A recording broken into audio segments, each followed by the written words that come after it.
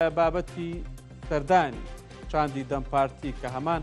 چاندن چەند جارێک چوونەتە ئیمراڵی و عەبدوڵڵا ئۆجەلانیان بینیوە لەگەڵ بارزانی و بڕیاروایە کۆبوونەوەی دیکەشیان هەبێت سبەینە بڕیاروایە سەرۆکی هەرێمی کوردستان نێچیروان بارزانی بینن چونکە لە ئەڵمانیەوە دەگەڕێتەوە هەرێمی کوردستان دواتر ڕۆژی سێشەممە سەردانی سلێمانی دەکەن لەگەڵ بافڵ تاالبانی هەروە قوبات تاالبانی و شانەزی ئیبراهیم ئەحمەدیش بڕیاروایە کۆبوونەوە ئەنجام دەن و دیاریش نییە لە هەرێمی کوردستان دیداری دیکەیان دەبێت یاخودنا من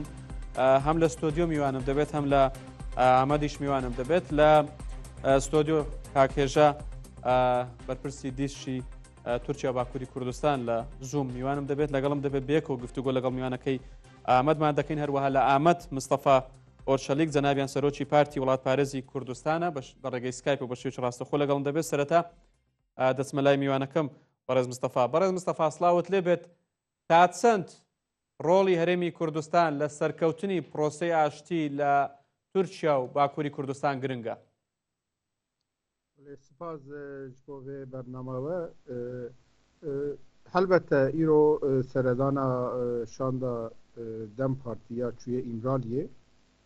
li gel hinek rêveberên Dem Partî DBP li Başûrê Kurdistanê nin dê li gel rêza Serok Mesûd Barzanî hevdîtin kirin dê li gel rêzdar Serokê Herêmê Nêçîrvan Barzanî û dê li gel rêzdar Bafıl Talebanî û rêzdar Kubat Talebanî jî hevdîtinê bikin. Piya me ji bo ku li Bakurê Kurdistanê û li Tirkiyê riya şerra westandinê, riya çareseriyek demokratîk, siyasî bêvekirin, riya diyalogê hebe kî çi gavê bavî jî girîng e. Bi wê manê em wek Partiya Hewlparêzên Kurdistanê dibêjin em bixwe û raya giştiya Kurdistanê ya Bakurê Kurdistanê jî zêdetir haya me ji naveroka hevdîtinên Öcalan û şanda Dem Partiyê nînin em nizanin bi rastî jî çi tê gotin lê em bixwe dê piştgiriya wê bikin ku kî çi gavê bavî jî ji bo çareseriyek siyasî em ê piştgiriya wê bikin. Helbette seredana ji bo Başûrê Kurdistanê gelek girîng e. Îro li ber çavaya ku di tarîxa Kurdistanê cara yekem e di vê astê de ku her çarperçê Kurdistanê jî tesîrê li hev didikin çi bi xweşî çi bi nexweşiyên xwe. Ji ber wê û Herêma Kurdistanê îro herêmek federê ye. Başa بەڕێز مستەفا چاوەڕێ دەکرێت ئەم شاندەی دەم پارتی کە ئێستا لە هەرێمی کوردستانن سەردانی قەندیلیش بکەن زانیاری ئەوە هەیە؟ Divê derbarê de tu agahdariye me tunenin em nizanin bi rastî lê tiştê em dizanin di navêna Öcalanî û Dem Partî û Qandîlê de bi awayên cuda cuda danûstendin henin lê niha wê biçin Qandîlê neçin haya me jê tune bi rastî. زۆر باشە کاک مستەفا لەگەڵم بمێنەوە کاکێژە جەنابیش بەخێر بێ سواس ماندوو دەکەم گرنگە لەم سەردانەیاندا شاندی ئیمراڵی جگە لە کۆبوونەوەکانیان لەگەڵ بەرپرسانی باڵای هەرێمی کوردستان و پارتی دیموکراتی کوردستان و یەکێتی نیشتیمانی کوردستان بچنە قەندیلی چووکە قەندیل لە باشووری کوردستانە. بەڵێ ئەگەر بگەڕێنە بۆ ئەزمونەکانی ئەو چوار پرۆسی ئاشتی کە لە ساڵی 93 تاک و گوزەرانی 2015 هەبوو بە جۆرێک قەندیلیش تەرەفێکی پرۆسەکان بەوە باڵی سیاسی کورد لە باکووری کوردستان و تورکیا کە پێشتر هەدەپە و پارتەکانی دیکە بوون بە جۆرێک لە پاش سەردانەکانیان بۆ هەرێمی کوردستان سەردانی قەندیلیان کردو و پەیامی خۆیان بۆیان گەیان و هەروە ئەوانیش وەڵامی ئەو پەیامانی خۆیان بۆ تورکیا یاخود بۆ عەبدوڵڵا ئۆجەلان سەرۆکی پارتی کرێکارانی کوردستان هەبووە ڕەنگە لەم سەردانەشانە بێت لە سەردانەکانی داهاتووە شاندی ئیمرالی و پەرلەمانتاری دەم پارتی بچنە قەندیل و چەند ڕۆژی لەوە پێشیش هاوسەرۆکی کۆنسەی کاجەکە ڕایگەیان کە نامەیەکی عەبدوڵڵا ئۆجەلانیان پێگەیشتەوە بەڵام تاکو ئێستا لەلایەن دەم پارتی یاخود کاجەکەەوە ڕانەگەنراون نامەیان لە ڕێیکیەوە پێگەیشتووە و بە دووریش نییە لە ڕێگەی هەرێمی کوردستانەوە بێت چکە کاگاراز لە ساڵەکانی پێشووە هەرێمی کوردستان ڕۆڵێکی کاریگەریە بۆ لە نێوەنگیری لە نێوان پەکەکە و دەوڵەتی تورکیاوە بە تایبەتی لە دوا پرۆسی ئاشتی کە لە پاییزی 2013 تاکو حزیرانی 2015 خایەن و ڕۆڵی هەرێمی کوردستان ڕۆڵی کارا هەبوو لە درێژە پێدان و بەرەو پێشچوونی پرۆسەکە بەداخۆ پرۆسەکە نەگەشت بۆ ئەنجامی کە چاوەڕێ دەکرات ئاشتیشی هەتاسەری لێ بکەوێتەوە. زۆر باشە کاکێژە هەرێمی کوردستان لەم پرۆسەیەدا ڕۆڵی وەکو پارچەکانی دیکە دەبێت یاخود ڕۆڵەکە ڕۆڵێکی یەکلاکەرەوەیە؟ بێگومان ڕۆڵێکی کاریگەر دەبێت، یعنی ئێمە لە یەکەم پرۆسیاشتی لە نێوان پەکەکە و دەوڵەتی تورکیا ساڵی 93 بوو کە ئەو کات بەڕێز مام جەلال ڕۆڵێکی کارایی هەبوو لە نێوەنگیری و پرۆسەکانی دواتریش دوو حزبە گەورەکەی هەرێمی کوردستان ڕۆڵێکی باشیان هەبوو و لە دوا پرۆسیاشتی کە من کتێبی توێژینۆم هەبوو لەسەری و ڕۆڵی بەتایبەت سەرۆکی حکوومەتی ئەو کاتە نێچیروان باشزانانی ڕۆڵێکی کاریگەری بوو لە دەست پێکردنەوە و بەردەوامبوونی پرۆسەکە، چونکە ئەو پێشنیاری تەرحی پرۆسێکی واکە بۆ ئەردۆغان کە پەیوەندیکی دۆستانەی لەگەڵ ئەردۆغان هەیە، ئەو کات تەرحی پرۆسەکە کاک ئەردۆغان لەو کاتە لە پاییزی 2012 سەرۆک وەزیرانەوە سەرۆک کۆمار و لەسەر پێشنیاری سەرۆک وەزیرانی ئەو کاتەی هەرێمی کوردستان پرۆسەکە دەست پێکرێت و دواتریش کۆمەڵی هەنگاوەری ینی شاندەکان زیاتر لە دەجاریانە هەرێمی کوردستان و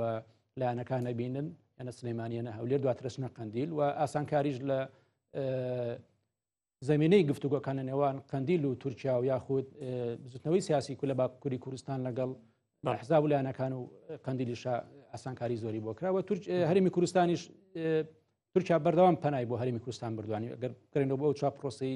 ڕابردوو کە هەبووە لە 25 ساڵی ڕابردوو بەردەوام تورکیا پەنای بۆ هەرێمی کوردستان بردو بۆ زۆرێک نزیکبوونەوە لە دیالۆگەکان لەگەڵ پارتی کرێکەکانی کوردستانە. زۆر باشە کاکێژە دەگەڕێمە وڵات. کاک مستەفا، ئەم پرۆسەی ئاشتیە زیاتر کاریگەری لەسەر باکووری کوردستان دەبێت یاخود کاریگەری لەسەر پارچەکانی دیکەش دەبێت و کاریگەریەکە چۆنی دەبێت؟ بەری هەر شتی هێشتا نە دیارە کە ئەم ببێژن پرۆسەیەک ئاشتیە دەست پێ بوویە هەر ببی ناوی تێ پێناسەکردن لێ داخویانیên ڕایدارên دەوڵەتا تورکیەیê سەرۆکۆمار ئەردۆغانی یê دەوڵەت باخچەلی yê wezîrên xaricî û yên dî heta niha dibêjin ew ne proseyek aştiye ye ne proseyek çareseriyê ye dawî lêanîna terorê ye li gor xwe wiha dibêjin û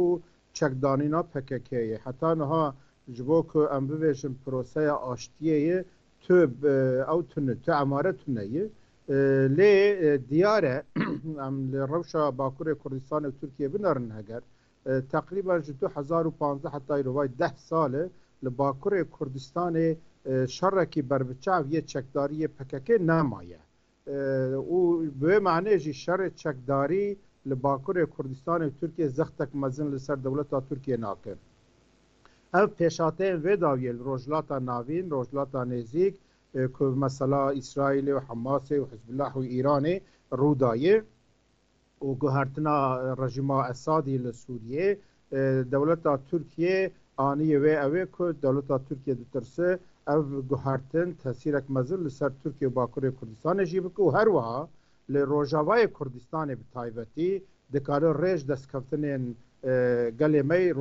Rojavayê Kurdistanê veke. Dewleta Tirkiye niha bi qeneeta me zêdetir li ser wê radiwestu ku ka ew ê çawa bi awayekî rêl ber bigru ku Kurdên Rojavayê Kurdistanê zêdetir destkeftin av dest bixin. Siyaset û hewl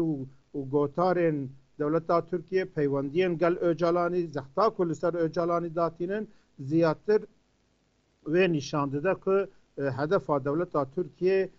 heta ji destê wî bê li Rojavayê Kurdistanê Kurd kêmtirîn destkeftin av dest bixin. Biya me dê zêdetir li ser wê bi. Li Bakurê Kurdistanê jî helbette û li Tirkiye dewleta Tirkiye di nav krîzek gelek mezin de ye. Ev şerê berdewam dike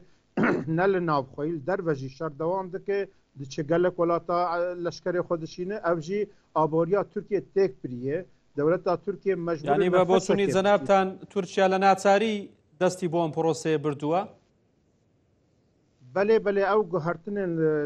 li herêmê li rojhilata navîn û rojhilata nêzik dewleta Tirkiye aniyê astekê ku mecbûrî hindek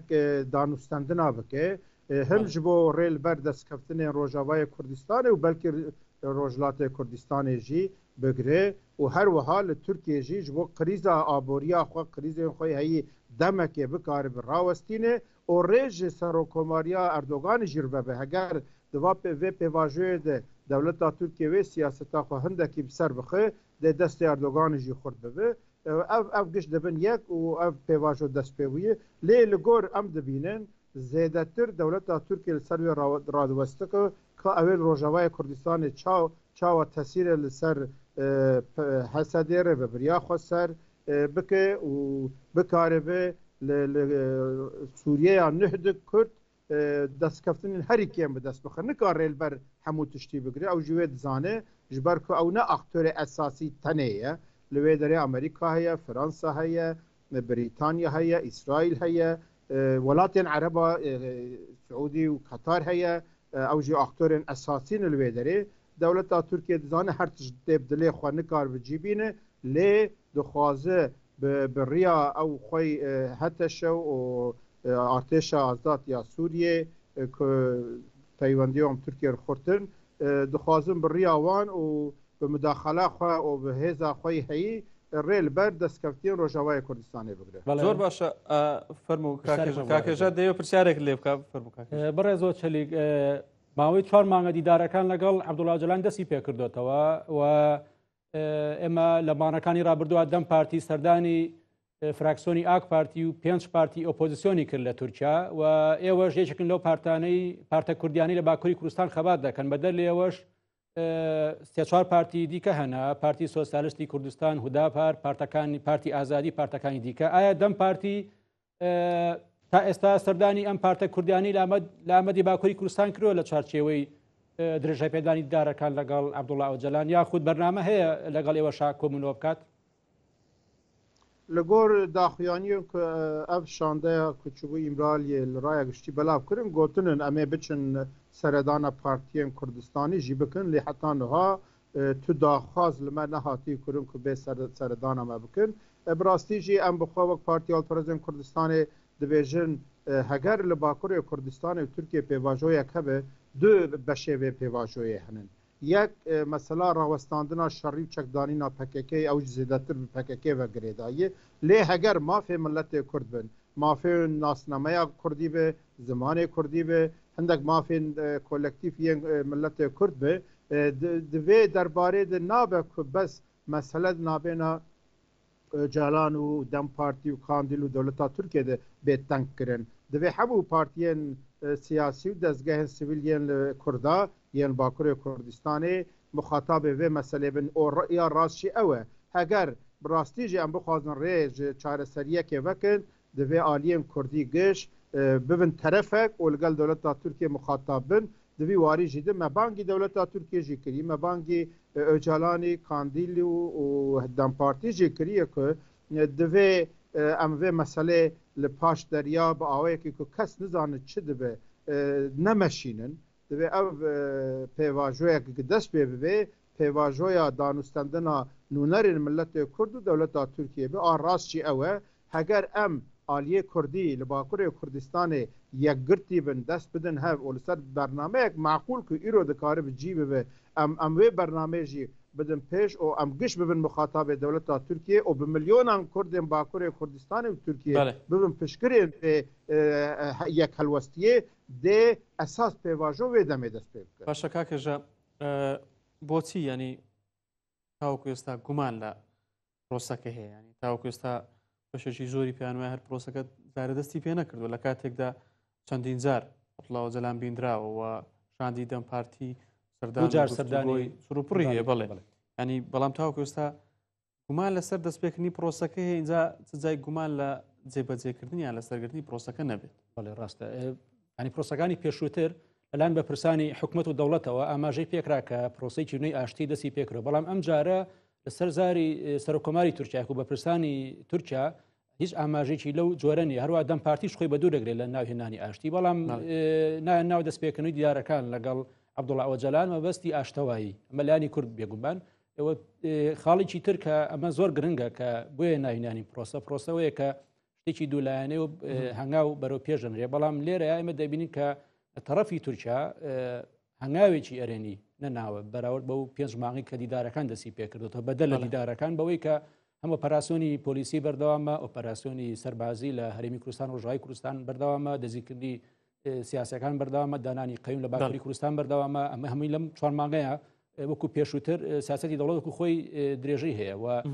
هەنگاوێکی ئەرێنیش نەنراوانی بەدەلەوەی بەزارێکی باسی ئاشتیان نەکرەوە پرستانی تورکیا هەنگاوێکیش ئەرێنیش بۆ ئاسایبوونەوەی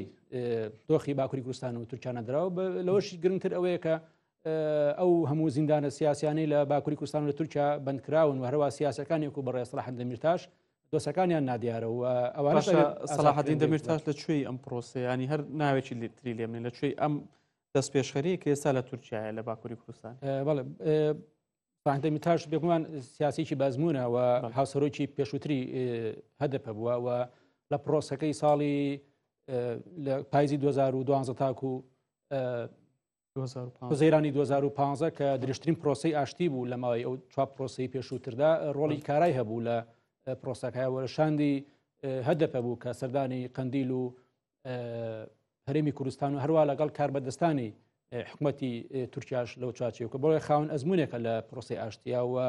تا ڕادەیەک ئەزمونیشیە لە پرۆسەکانی ئاشتیا بۆیە لە ئێستاشە کە دەبینین کە لە ڕابردووشە لەم چەند ساڵی ڕابردوو لە زیندانە بووە قسەی لەسەر پرۆسی سیاسی لە تورکیا هەبووە و یەکێ بووە لە کارکتەرەکان کە لە زیندانەوە پەیامی خۆی بەڕای گشتی و بە پارتە سیاسی ئۆپۆزیسیۆنەکاندا و لە ئێستاشە شاندی دەم پارتی دووجار سەردانیان کردەوە ئەگەرەیە جاریشی دیکەش سەردانی بکەنەوە بۆیە بۆ چوونی دەمیرتاش دەشێ هاوکار بێ لە بەرەو پێشچوونی پرۆسەکان بە بەرچاوگرتنی هەڵەکانی ڕابردوو کە دووبارە نەکرێتەوە. زۆر باش. کاک مستەفا من دەگەڕێمەوە لای جەنابەت ینی بە جێرەیە و زانیاریانەی ئێمە هەمانە لە بەشێکی فراوانی نامەکەی عەبدوڵڵا ئۆجەلاندا کە بڕیار وایە بڵاو بکرێتەوە زیاتر پێداگری لەسەر هاتنە ئارای ئاشتی کراوە لە نێوخۆی تورکیا و لە پارچەکانی دیکە. پرۆسەیەک کە ناوی لێ بندرێت هاتنە ئارای ئاشتی بەبێ دانانی چەک سەردەگرێت یاخود ئەمە بابەتێکی جیاوازە لە چەکدانان. بیسکادی میگو دو بەشێ هەگەر پرۆسەیەک هەبێت دو بەشێ vê پرۆسێ هەیە یەک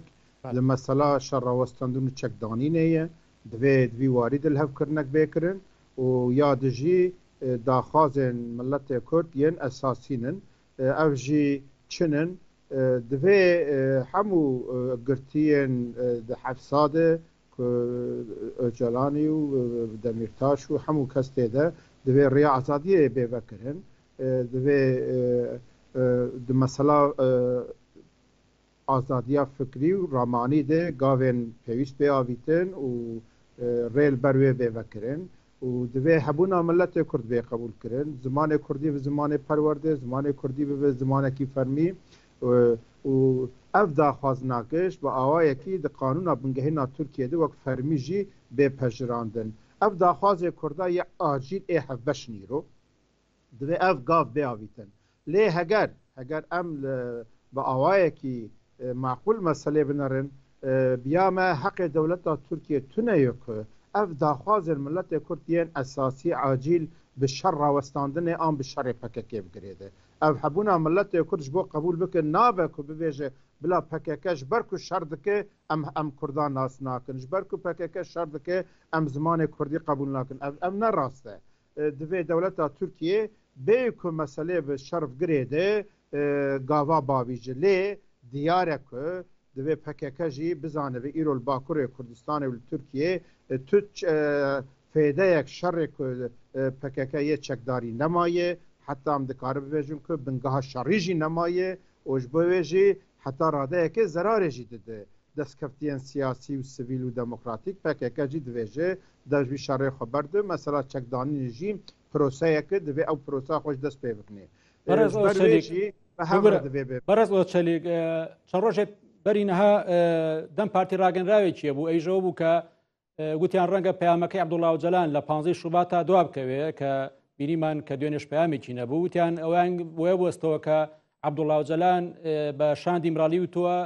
سەردانی بارزانی بکەن بۆ چوونی بارزانی لەسەر پرۆسەکەەوە گرن دواتر من پەیامی خۆم بەڕای گشتی ڕدەگەێنم بۆ چوونی ئێوە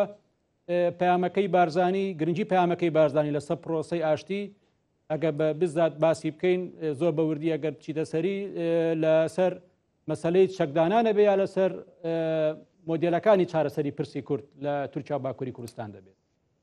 وەک ئەم دەزانن دەما 2013 ژی de Rêzdar Serok Mesûd Barzanî aktörێکی esasî wan hevdîtinên PKK û dewleta Tirkiye û HDP bû wê demê. Îro jî biya me Rêzdar Serok Mesûd Barzanî hem di peywendiyên ji bo Bakurê Kurdistanê yên PKK û dewleta Tirkiye hem di peywendiyên Rojavayê Kurdistanê û Tirkiye û li Sûriyê de aktörێکی esasî hûn dizanin Rêzdar Mazlûm Ebdî hat li gel Rêzdar Serok Mesûd Barzanî hevdîtin kir û me piştgiriya wê hevdîtinê kir gavek gelek baş bû. Em dibêjin mesele helbette baş eger mesela çekdanînê be tu bêjî nebêjî Başûrê Kurdistanê bingehe û cîhwarê esasî ku mesela çekdanînê lê bê gengeşekirin ew ê çek li kêdirê dînin ew ê çawa dînin helbette Başûrê Kurdistan rola xwe esasî heye lê biya me dê ne mesela çekdanînê tenê be hem ji bo destkeftiyên Kurd li Rojavayê Kurdistanê bikaribin destkeftina dest bixin hem jî bikaribin biriyên aştiyane bi diyalogê Kurd mafê xwe demokratîk yên îro dikare biçî bibin di vî warî jî de hêviya me ew e ku Rêzdar Serok Mesûd Barzanî roleke bilîze. باشە بەڕێز مستەفا ینی ئەوەندەی دەبینین لەلایەنی دەمپارتی گفتوگۆکان چڕوپڕن و هەوڵەکان بەردەوامن بەڵام تاوەکو ئێستا لەلایەنی تورکی هاتنە پێشەوەیەکی بەرچاو نابیندرێت هەروەکو هاوکار مێژەش باسی کردیانی دەست بە سەرداگرتنی سیاسیەکان بەردەوامە و ئۆپەراسیۆنەکانی پۆلیس بەردەوامە ئۆپەراسیۆنەکانی سوپا لە دەرەوەی سنوور لە ڕۆژاوا لە خاچی هەرێمی کوردستان بەردەوامە و نزیکترینیشیان تاوەکو ئێستا سیاسەتی قەیوم لە تورکیا بەردەوامە ینی دواترین لادانی سەرۆکی شارەوانی بینیمان ینی گەورە شارەوانی ئەوان دوێنێ لابراوە زیندانیش کرا کەواتە ئەم سیاسەتە بە تایبەتی سیاسەتی دانانی قەیوم نابێتە بربەست لە بەردەم سەرخستنی پرۆسەکەیان شکستپێنانی پرۆسەکە سیاسەتە قەیوم aşkereye ku binpêkirina îradeya gelê me ye û em vê danîna qayûma em şermezar dikin û ev êrişên dewleta Tirkiye li ser Rojavayê Kurdistanê li Bakurê Kurdistanê li Başûrê Kurdistanê çi bi aliyên leşkerî operasyonên leşkerî çi bi girtinan kesên siyasetmedar em vê siyaseta dewleta Tirkiye şermezar dikin. Helbette dewleta Tirkiye viya xwe ji alîkî ve dixwaze vê mesajê bide raya giştiya Tirkiye vay em li hember li gor xwe û bi terör wek terör pênase dikin way em hemberî terör jî şer dikin û em danûstendina jî dikin em teslîm nebûnin biya me ew wek siyaseteke navxweyî niha lê heger ji aliyê Kurda ve em lê binerin mixabin ji aliyê Dem Partî PKK Öcalan û Qendîlê jî de ji bo ku aliyê Kurdî bi serhev bên bi aliyê Kurdî bikaribin rastî yek helwest bin û hêza bi milyonan Kurda li pişta vê yek helwestiyê be tu hewlek wan jî di vî rengî tuneyê û dê ew jî li hemberî dewleta Tirkiye destê Kurda zeîf bike lawaz bike dewleta Tirkiye ew bi xwe dibêje em mesele terorê pirsa Kurd tuneyê her li ser wê hişwendiyê dimeşi lê ew bi xwe jî dizanin mesela ne mesela terorê û pirsa Kurd û Kurdistanê heye û li Rojavayê Kurdistanê firsetên mezin jî rîskên mezin jî li ber deriyê xuşkûbirayê me rojavan karin destkeftina bi dest bixin û li Bakurê Kurdistanê û Tirkiye jî dewleta Tirkiye vay 100 salê li ser tu nehesibandin û înkar û asimilasyonê û îmhayê siyasetekê dimeşîne ev siyaset jî xetimiye divê dewleta Tirkiye gavekê bavîje em dibêjin êdî bes e